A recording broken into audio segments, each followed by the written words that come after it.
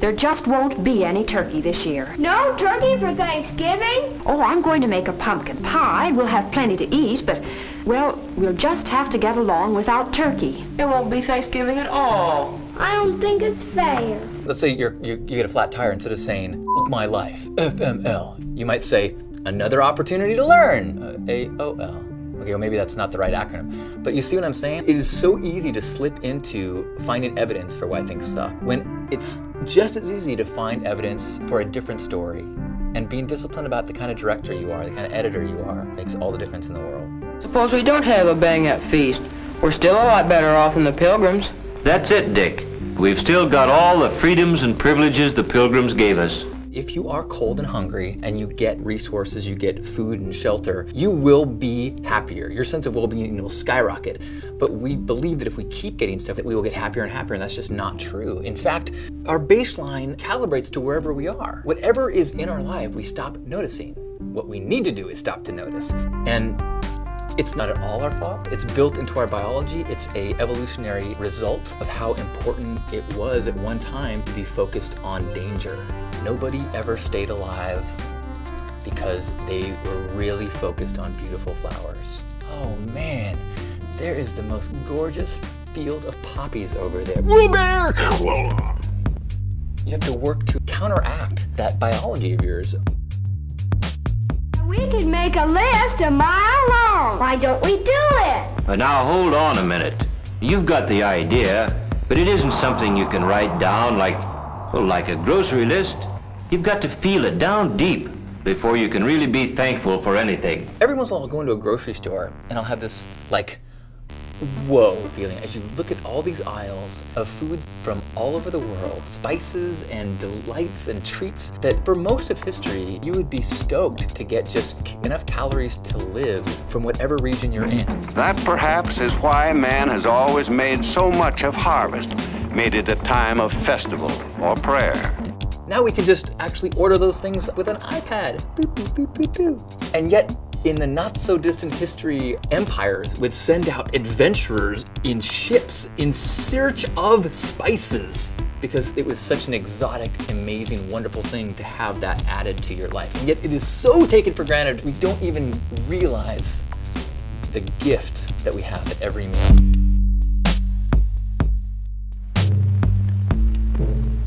Of course, the heart is a muscle. In fact, it's a great deal more than that. It's a whole series of intricate crisscross muscles. And we know that by proper treatment and by training, we can develop our muscles. The hard facts of gratitude. This is the human heart actually in operation here. A 5-minute-a-day gratitude journal can increase your long-term well-being by more than 10%. That is the same impact as doubling your income. Can help deal with stress. Your immune system actually functions better when you are practicing gratitude and thinking optimistically. Whoa. That means that if you are worried that you're not getting better as fast as you could be, you're not getting better as fast as you could be.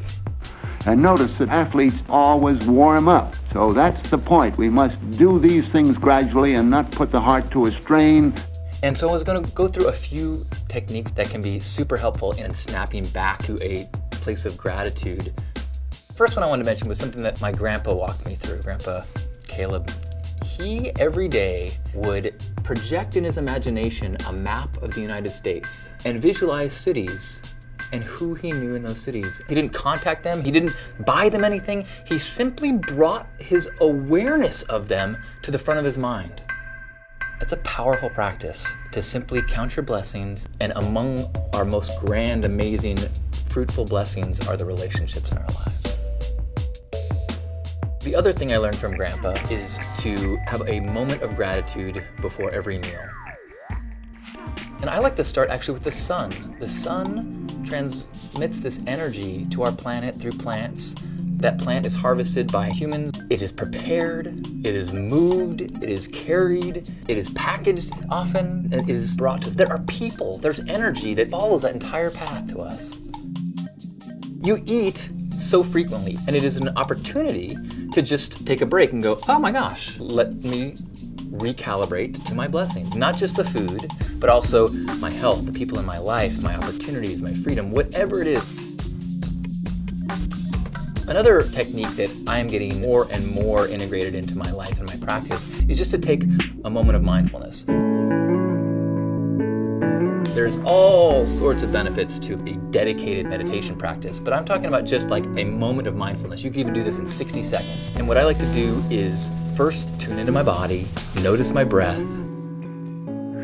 not scientifically analyze, but just like have an awe moment where I go, wow, so many things in my body right now are working amazingly. There's white blood cells fighting off things, and there's red blood cells bringing this here, and bile ducts doing things that I'm not even sure what they do. Bone marrow that's reproduced. It's like, whoa.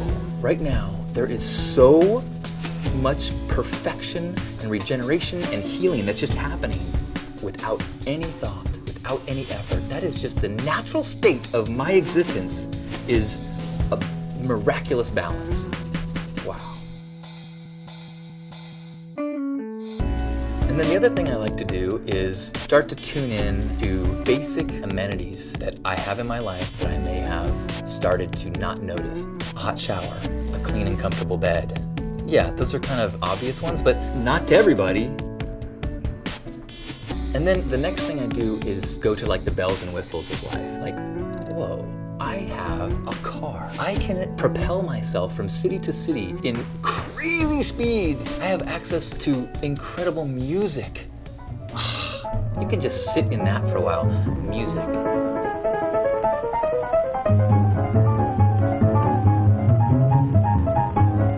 In the vastness of the universe, I am one of the organic vessels that is conscious and aware and able to watch the unfolding of this universe.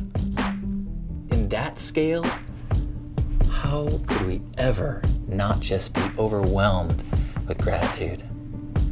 So thank you for focusing and cultivating your gratitude, because as we cultivate gratitude, we share it, we shine it, we spread it. Thank you for being you in the world and shining your light. Thank you for reminding me what a gift this moment